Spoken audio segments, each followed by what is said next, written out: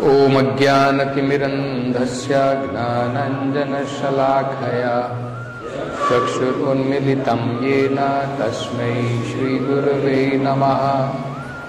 नमो ओम विष्णुपादाय कृष्णप्रेष्ठाय भूतले श्रीमते भक्तिवेदान्तस्वामिन् इति नामिने। नमस्ते सरस्वती देवे गौरवाणी प्रचारिणे निर्विशेषा शून्यवादी पाश्चात्य देशतारिणे। जय श्री कृष्ण चैतन्य प्रभु नित्यानंद श्री अद्वैत गदाधर श्रीवासदि गौरभक्तवृंद। हरे कृष्णा कृष्ण कृष्ण हरे हरे, हरे राम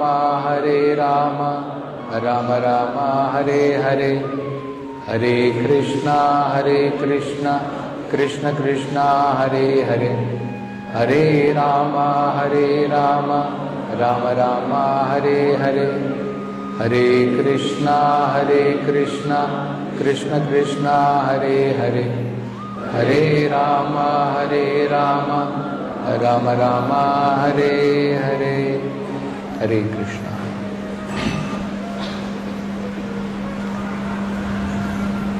तो यहां पर स्वयंभू मनु कर्दम मुनि से एक बड़ी महत्वपूर्ण जो है बात कह रहे हैं। तो हमें पता है कि कर्दम मुनि ने भगवान की तपस्या की थी बहुत सालों तक, क्योंकि उनके पिता ने उन्हें आज्ञा दी थी कि उन्हें संतान उत्पत्ति करके एक प्रजापति का कार्य निभाना है। प्रजापति का मतलब होता है जो संसार में अच्छी प्रजा सृजन कर सकते हैं। जानवर भी बच्चे पैदा करता है, लेकिन उनकी प्रजा सृजन में और मनुष्य की प्रजा सृजन में बहुत अंतर होता है। मनुष्य जीवन में अगर प्रजा अच्छी होगी तो सारे विश्व के अंदर में शांति होगी। आज हम संसार में देख रहे हैं अशांति बनी हुई है। अनेकों जगहों पर युद्ध चल रहे हैं। एक देश से दूसरे देश के साथ में, एक देश के अंदर में भी एक राज्य से दूसरे राज्य में, एक परिवार में भी एक परिवार से दूसरे परिवार में, और परिवार के अंदर भी। इसलिए इस युग को क्या कहते हैं? कलियुग। कली का मतलब होता है कलह, एज ऑफ क्वेरल, मतलब झगड़े का युग है ये। तो अगर हम चाहते हैं कि अच्छी प्रजा हो तो मनुष्य जीवन में हमें कुछ नियमों का पालन करना पड़ता है। तो इसलिए कर्दम मुनि ने क्या किया, जब उनके पिता ने उनको कहा कि तुम प्रजापति के रूप में अपना कर्तव्य पूरा करो, तो सबसे पहले उन्होंने तपस्या की अपने आप को शुद्ध करने के लिए। ऐसा नहीं कि पिताजी ने कह दिया तुरंत जाकर के शादी कर ली और बच्चे पैदा कर दिए। और तपस्या करके जब भगवान प्रसन्न हुए, भगवान ने जब साक्षात दर्शन दिए तो उन्होंने कहा कि भगवान, मुझे आपसे कुछ मांगना तो नहीं चाहिए, लेकिन क्या करूं, मुझे अपना कर्तव्य पूरा करना है। तो मैं आपसे प्रार्थना करता हूं कि कृपा करके जब मैं प्रजापति बनना चाहता हूं, एक गृहस्थ जीवन बिताना चाहता हूं, तो मुझे अच्छे गुणों वाली, अच्छे चरित्र वाली और वयस्क जिसमें मैच्योरिटी हो, उस प्रकार की पत्नी प्रदान कीजिए। कर्दम मुनि ने नहीं कहा दिखने में बड़ी सुंदर, देखिए उन्होंने ये नहीं पूछा पैसे वाली है ना, मेरी काम वासना पूरी करने वाली, उस प्रकार की पत्नी मुझे प्रदान करो। तो वेद कहते वो जीवन तो जानवरों में भी है, उसमें क्या बड़ी बात है ना। काम वासनाएं तो वो भी पूरी करते हैं, अंतर केवल इतना है वो खुलेआम करते हैं, हम लोग प्राइवेसी में करते हैं, लेकिन अंतर क्या है। तो प्रसन्न होकर के भगवान ने कहा कि तुम इसके बारे में कोई चिंता मत करो, बहुत जल्द स्वयंभू मनु स्वयं यहां पर आएंगे और उनकी पुत्री देवहूति बिल्कुल जिस प्रकार से तुम्हारा विचार है, ठीक उसी प्रकार से उनकी पुत्री जो है और तुम उसे अपनी पत्नी के रूप में स्वीकार करो। तो अब ये वही देख रहे हैं। उसके उपरांत स्वयंभू मनु वहां पर पधारे हैं उनकी कुटिया में, और पहले जो है उन्होंने कर्दम मुनि की महिमा का गान किया, और कर्दम मुनि ने भी महान क्षत्रिय उसके क्या कर्तव्य होते हैं और किस प्रकार से राजा मनु, स्वयंभू मनु अपने राजा होने का कर्तव्य का पालन कर रहे हैं, उसका वर्णन किया।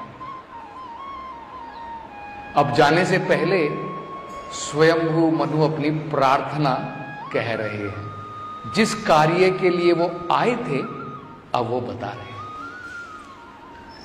तो देखिए यहां पर वो क्या कह रहे हैं, प्रियव्रता उत्तान पादो हो, प्रियव्रता उत्तान पादो स्वसा। मेरी ये जो पुत्री है देवहूति, ये कौन है, ये बहुत एक महान क्षत्रिय के घराने से है। अपने बारे में तो उन्होंने नहीं कहा, वो तो कर्दम मुनि को पता है। कर्दम मुनि को तो पता है कि वो स्वयंभू मनु की पुत्री है। स्वयंभू मनु एक महान राजा है, और साथ साथ में वो कह रहे हैं कि मेरी ये जो पुत्री है ये दो महान राजाओं की बहन है। मतलब उनके दो पुत्र थे, प्रियव्रता और उत्तानपाद। राजा उत्तानपाद के घर में ही ध्रुव महाराज ने जन्म लिया, ऑर्डिनरी फैमिली नहीं है। प्रियव्रता एक महान राजा है, मतलब कोई लो क्लास फैमिली से मेरी बेटी नहीं है, नीच घराने से नहीं है। मेरी बेटी जो है इस प्रकार के दो महान क्षत्रियों की बहन है। फिर आगे कह रहे हैं, स्वसा इयम दुहिता मामा, और मेरी पुत्री है। अन्विच्छति पतिम युक्तम, और अब उसकी जो है आयु, वयाहा, वयाहा मतलब अब उसकी आयु मैच्योर हो चुकी है, अब वो विवाह के योग्य है।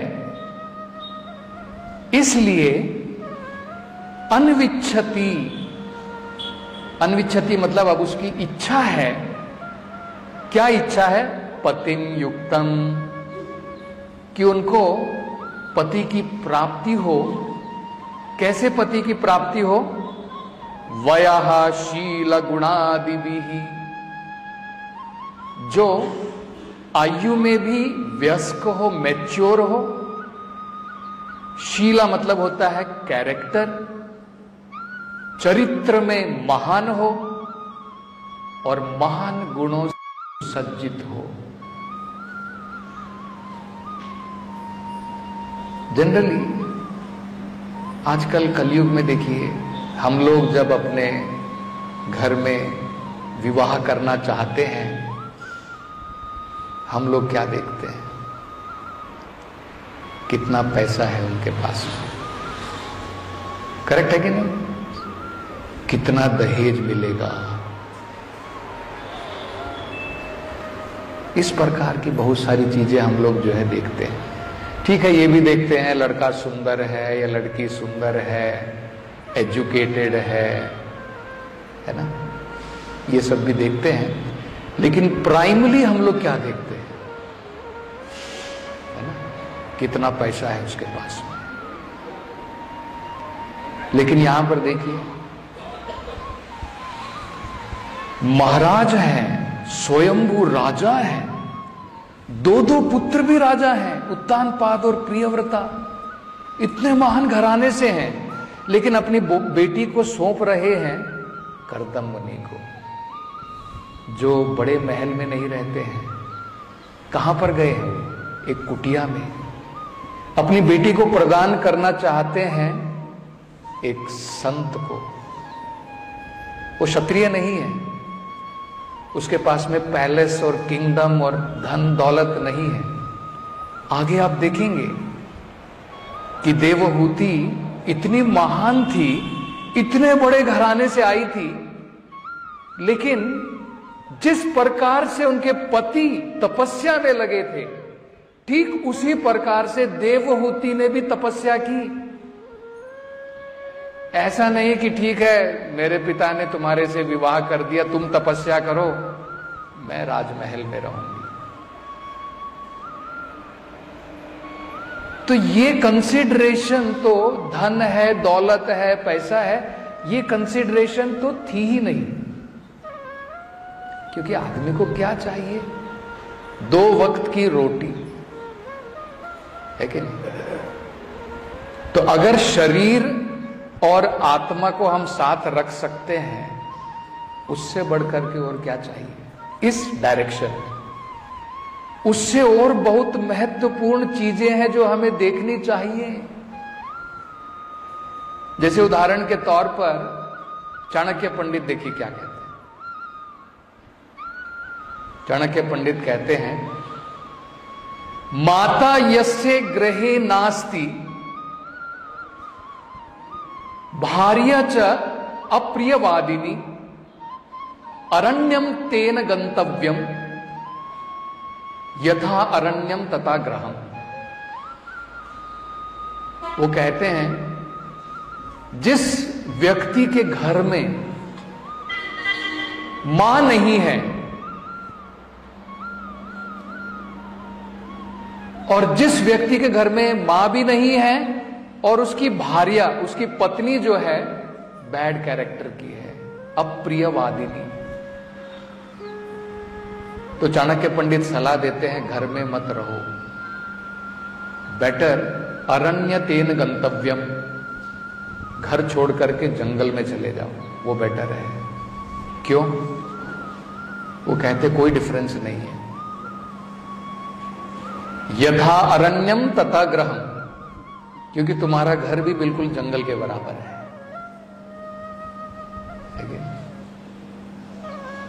मतलब एक्चुअली कितना इंपॉर्टेंट था कैरेक्टर, क्वालिटीज, गुण। तो यहां पे देखिए यही कह रहे हैं, वयाहा, मैच्योरिटी, शीला, चरित्र, गुणादि भी महान गुण, उस तरीके से वो अपनी पति की जो है इच्छा कर रही है, और वो सारे गुण आपके अंदर में हैं। आप आयु में भी मैच्योर हैं, आपके अंदर में महान गुण हैं, आपका चरित्र भी महान है। तो इसलिए वो कह रहे हैं कि आप जो है मेरी पुत्री को स्वीकार कीजिए। तो देखिए,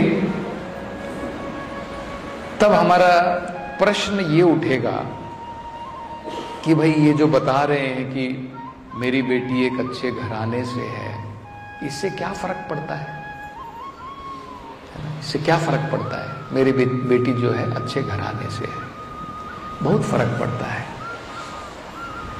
हम किसी की फैमिली, उनकी हिस्ट्री को भी क्यों देखते हैं? जब विवाह के लिए जाते हैं, केवल ये कि भाई अभी जो है ठीक है, इसके पास में धन दौलत है और सब कुछ है, लेकिन फिर भी वो किस घराने से है वो भी क्यों जो है महत्वपूर्ण है। क्योंकि देखिए, बड़ा सरल है समझना। भगवान भगवद गीता में बताते हैं, जब अर्जुन ने ये प्रश्न पूछा था कि भगवान, अगर कोई आध्यात्मिकता के अभ्यास में लगा है, आध्यात्मिकता के अभ्यास में स्पिरिचुअल कल्चर कर रहा है अपने जीवन में, लेकिन कुछ कारण से भटक गया है, और अर्जुन उदाहरण देते हैं जिस प्रकार से बादल जो है, बादल जब एक साथ में रहते हैं तो बरसते हैं। मान लीजिए बादल का एक टुकड़ा अलग चला गया है, उसकी कोई वैल्यू नहीं रह जाती है। तो कहते हैं कि मान लीजिए एक व्यक्ति ने स्पिरिचुअल कल्चर में वो लगा था, योगा अभ्यास में लगा था, भगवान की भक्ति करने में लगा था, लेकिन कुछ कारणों से भटक गया है अपने मार्ग से, तो उसकी गति क्या होगी? What will be his destiny? उसको क्या मिलेगा बाद में? तो भगवान तब बताते हैं कि इस प्रकार से जो योग भ्रष्ट हो जाता है, उस प्रकार के व्यक्ति का जन्म शुचि नाम श्रीमताम गेहे, उस प्रकार के व्यक्ति का जन्म एक पवित्र घराने में होता है। शुचि नाम, जिस घराने में स्पिरिचुअल कल्चर है, जहां पर आध्यात्मिकता की तरफ झुकाव है, ताकि उस घराने में उसका वातावरण उसको उस प्रकार से प्राप्त हो कि अपने आप ही जिस जगह पे उसने अपनी भक्ति छोड़ी थी, वहां से वो आगे बढ़ा सके। तो दो घरानों में उनका जन्म होता है, शुचि नाम श्रीमता। शुचि नाम का मतलब होता है पवित्र घराने में, जहां पर आध्यात्मिकता का कल्चर है, और श्रीमताम का मतलब होता है एरिस्टोक्रेटिक। जैसे हम यहां पर देख रहे हैं, स्वयंभू मनु हो गए, प्रियव्रता हो गए, बहुत ही उच्च घराने में उनका जन्म होता है, जहां पर उनको खाने पीने की कोई जो है उसके पीछे भागना नहीं पड़ता है। क्योंकि आपने देखा होगा, अगर आप लोगों से पूछोगे तो बोलेंगे कि पापी पेट का सवाल है प्रभु जी, कहाँ मंदिर आएंगे हम लोग, है ना, पेट भरना है, फैमिली चलानी है, कहाँ टाइम मिलता है मंदिर आने के लिए। तो ये करेक्ट है। अगर व्यक्ति केवल स्ट्रगल में लगा है पेट भरने के, उसके पास टाइम कहाँ है भगवान के लिए? वो तो जानवरों की भांति बस खाने पीने में लगा हुआ है। तो इसलिए भगवान जो है कृपा करके ऐसे घराने में जन्म देते हैं जहां पर उसे इन सब बेसिक नेसेसिटी के पीछे भागना नहीं पड़ता है। तो इसको कहते हैं उच्च घराना, एरिस्टोक्रेटिक फैमिली। मतलब क्या हुआ, जिसने भी उस घर में जन्म लिया है वो पुण्य आत्मा है। उसने अपने पुराने जीवन में योग अभ्यास किया है, आध्यात्मिकता की तरफ उसने प्रगति की है, पूर्ण नहीं कर पाया है, इसलिए भगवान ने दोबारा उसको जो है एक अवसर प्रदान किया है। मतलब देखिए कितना बढ़िया है। अगर आपका घर पवित्र है, अगर आपके घर में भगवान ने सब कुछ दिया है कि भाई आपको जो है बहुत संघर्ष नहीं करने की जरूरत पड़ती है रोटी खाने के लिए, नहीं तो ऐसे लोग भी हैं जिनको एक वक्त रोटी खाने के लिए बहुत संघर्ष करना पड़ता है। तो अगर भगवान ने आपको दिया है सब कुछ और आपके घर के अंदर में कोई संतान जन्म लेती है, तो आपको ये समझना चाहिए कि ये व्यक्ति ये आत्मा जिसने मेरे घर में जन्म लिया है, पूर्व जन्म में इसने इस प्रकार के कार्य किए थे कि आज उसको जो है ये अच्छी सुविधा प्राप्त हो रही है। इस अच्छी सुविधा का प्रयोग करके जिस जगह पे उसने अपनी भक्ति छोड़ी थी, अब वो आगे प्रगति कर सकता है। तो ये होता है देखिए। तो इसलिए वो कह रहे हैं कि मेरी जो है बेटी जो है कोई निम्न घराने की नहीं है, बहुत ही उच्च घराने में उसने जो है जन्म लिया है। So birth in a good family indicates that actually we have, जिसने भी उसमें जन्म लिया है उसने अपने पूर्व जन्म में अच्छे गुण अर्जित किए हैं। He is carrying on those good qualities. एक और बड़ी महत्वपूर्ण हमें जो समझ होनी चाहिए, प्रभुपाद जी इस बारे में बताते हैं। 3 चीजें बड़ी महत्वपूर्ण हैं। प्रभुपाद कहते हैं, एक अच्छा जन्म, गुड बर्थ, दूसरा गुड एजुकेशन और तीसरा गुड एसोसिएशन।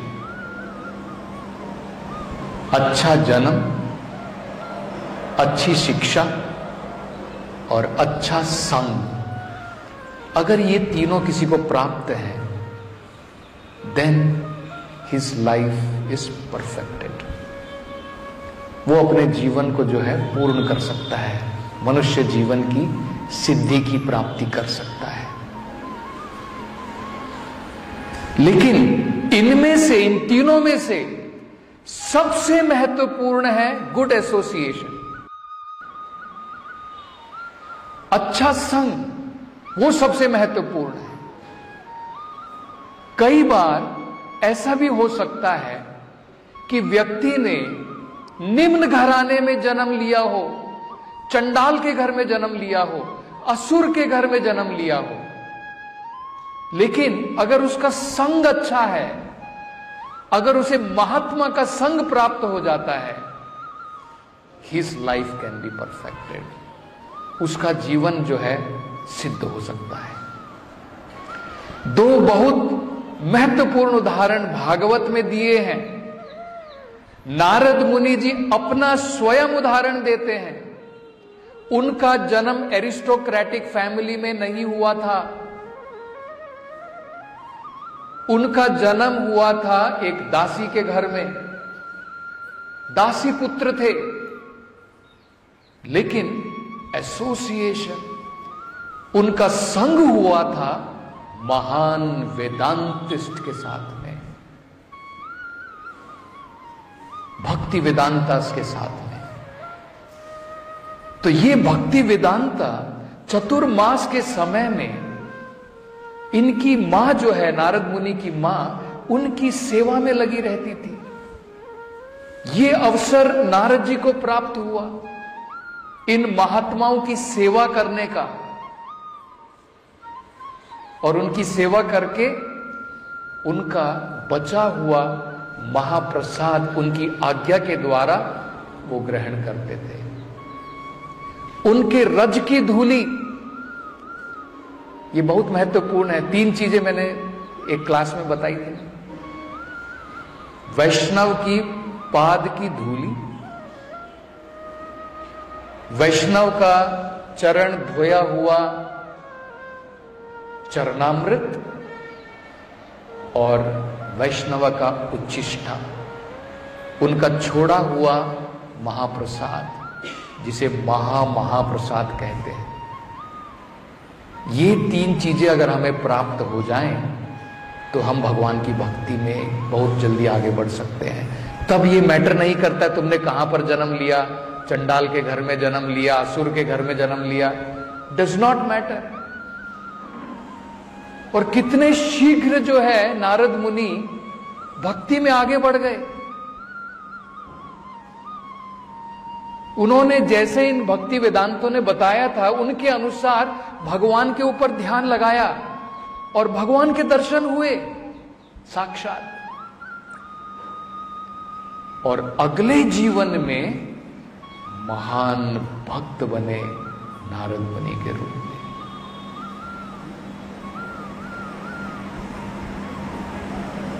दूसरा उदाहरण भी हम देख सकते हैं,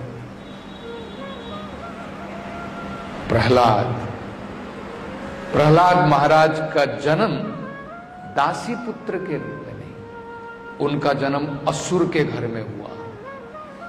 अपने पिता को जब बुलाते थे कहते थे, ओ बेस्ट ऑफ द असुरास, असुरों में सबसे श्रेष्ठ, मतलब बिगेस्ट ऑफ द डीमंस, है कि नहीं? अगर हम लोग कहते हैं पापियों में सबसे बड़ा पापी, इसका मतलब समझ सकते हैं। सो असुरों में सबसे श्रेष्ठ असुर हिरण्यकशिपु, इस प्रकार के असुर के घर में जन्म लिया। और उसको शिक्षा देने वाले षंडा और अमरका आसुरिक शिक्षा प्रदान कर रहे थे। तो अगर हम लोग देखें, आसुरिक शिक्षा के लिए उनको भेजा गया और असुर के घर में जन्म लिया। लेकिन नारद मुनि जैसे महान संत का उनको जो है संग प्राप्त हुआ। मां के गर्भ से, मां के गर्भ के अंदर से ही उन्होंने नारद जी की भागवत कथा सुनी। नारद जी जो भागवत कथा सुना रहे थे, प्रहलाद ने अपने मां के गर्भ से सुनी। और देखिए उसका असर, प्रहलाद इतने महान भक्त हुए।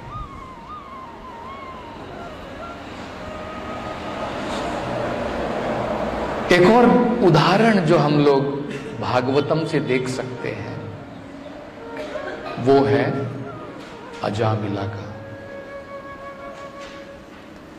अजामिला का उल्टा था, देखिए कार्य। अजामिला का जन्म ब्राह्मण के घर में हुआ। अजामिल को अच्छी शिक्षा प्राप्त हुई, ब्राह्मण की शिक्षा प्राप्त की, उसके कारण ही वो ब्राह्मण बने। लेकिन संग दोष,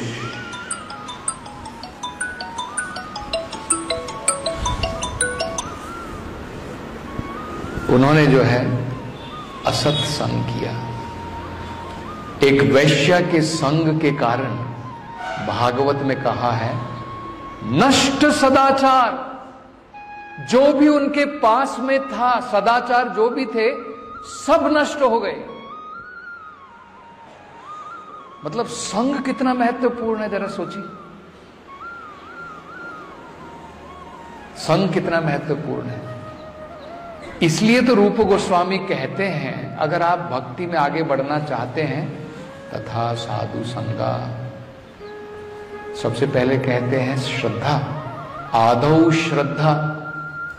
लेकिन उसके बाद तुरंत कहते हैं कि श्रद्धा को अगर आप बढ़ाना चाहते हैं, भक्ति में अगर आप आगे बढ़ना चाहते हैं, तथा साधु संगा। तो सबसे महत्वपूर्ण है साधुओं का संग, महात्माओं का संग। तो ये बड़ा महत्वपूर्ण है कि अगर हम भगवान के भक्तों का संग करते हैं, उनके संग के द्वारा हमारी भगवान में निष्ठा दृढ़ हो जाती है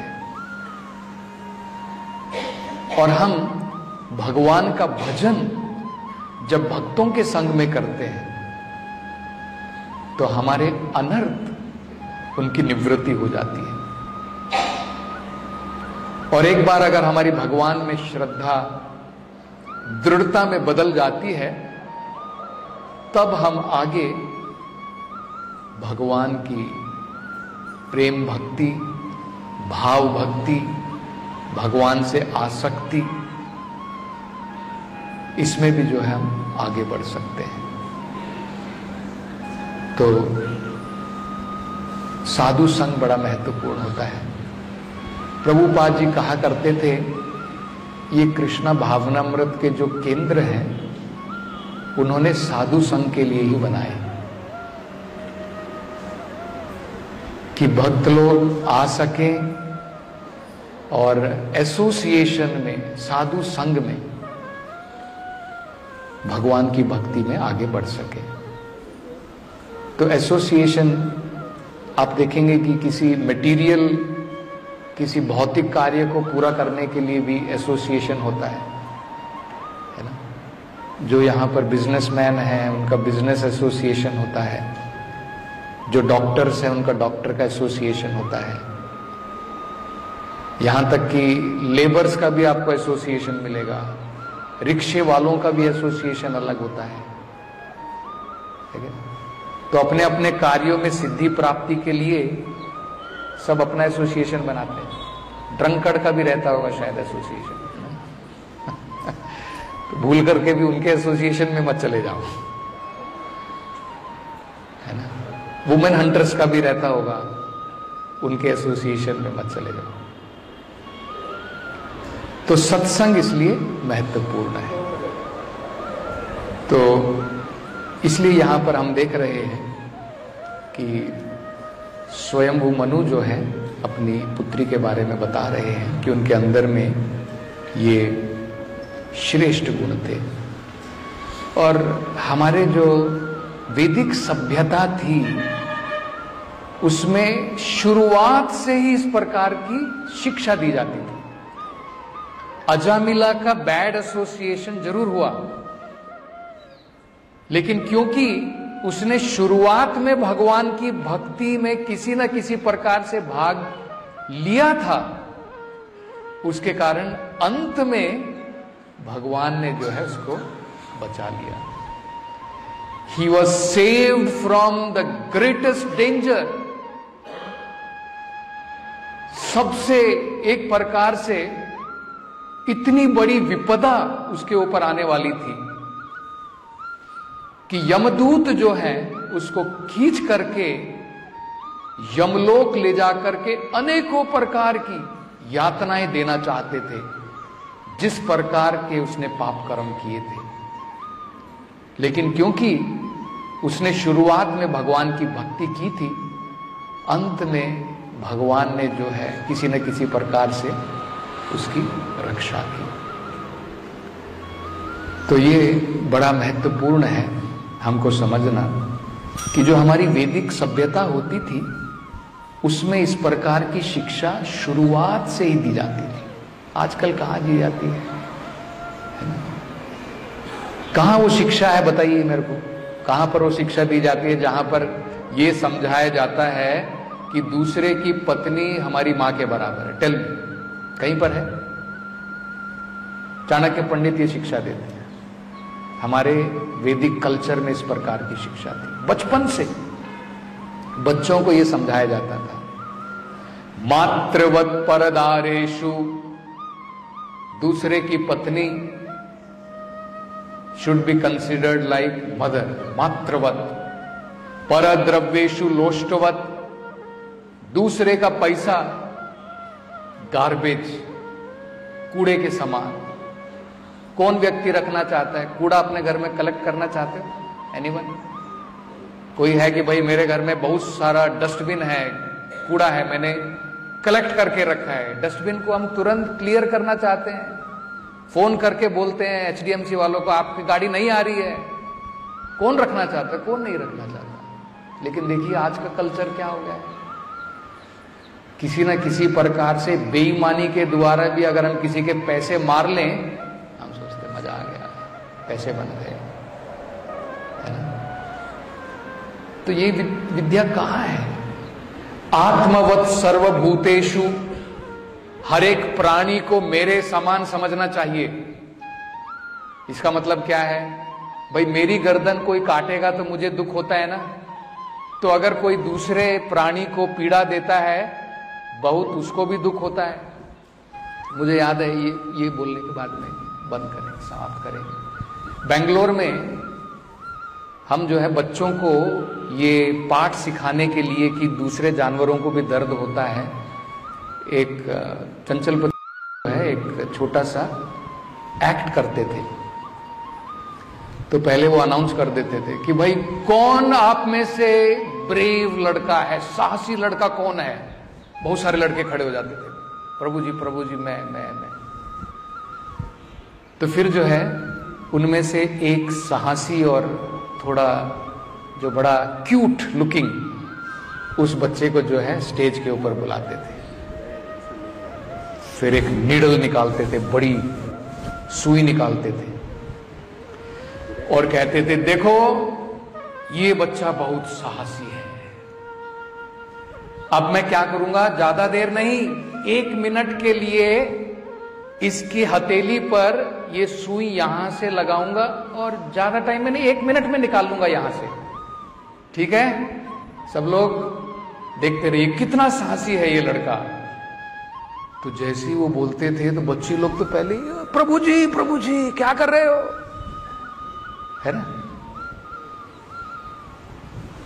तब चंचलपति प्रभु बताते थे देखो आपको, जब इस लड़के को हम लोग यहां पर सुई लगा रहे हैं और मैंने बोला 1 मिनट में निकाल दूंगा बस, फिर भी आपको इतनी घबराहट, इतना भय, इतना कष्ट हो रहा है।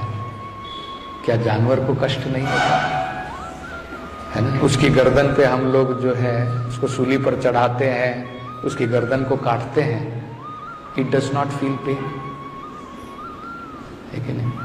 तो ये देखिए ये सब क्वालिटीज जो है ये शिक्षा बचपन से दी जाती थी, इसलिए बड़ा महत्वपूर्ण था। क्योंकि बाद में एक कहावत है ना, बंबू जो होता है जब हरा होता है मुड़ जाता है, जैसे आप मोड़ेंगे। जैसे अगर आप बचपन से ही अपने बच्चों को सवेरे जल्दी उठना सिखाएंगे, बहुत आसान होता है उनके लिए। फिर तपस्या नहीं है, हमारे लिए तपस्या है, क्योंकि हमने कभी सीखा नहीं, कभी ऐसी ट्रेनिंग ली नहीं। तो इसलिए हमारे कई बार डिवोटीज लोगों को हम लोग बोलते हैं भाई सवेरे उठ जाओ। क्या करें प्रभु जी, कॉलेज टाइम में रात के 12-12 बजे सोते थे, दिन में 8 बजे तक सोते रहते थे। कहां ट्रेनिंग बताइए, इसलिए बड़ा मुश्किल होता है। लेकिन अगर मान लीजिए बचपन से 5 साल की उम्र से अगर हम उनको ट्रेनिंग दें तो उनके लिए वो ऑस्टेरिटी नहीं है, नेचुरल हो जाता है। तो हमें घबराना नहीं चाहिए कि अपने बच्चों को ट्रेनिंग देने के लिए अरे भाई तपस्या है। तपस्या आपके लिए है क्योंकि आपने कभी सीखा नहीं है। अगर आप उनको ट्रेनिंग दे देते हैं उनके लिए नेचुरल है, तपस्या नहीं है। ये हमें समझना है। ग्रंथराज श्रीमद् भागवतम की जय, जगत गुरु श्रील प्रभुपाद की जय।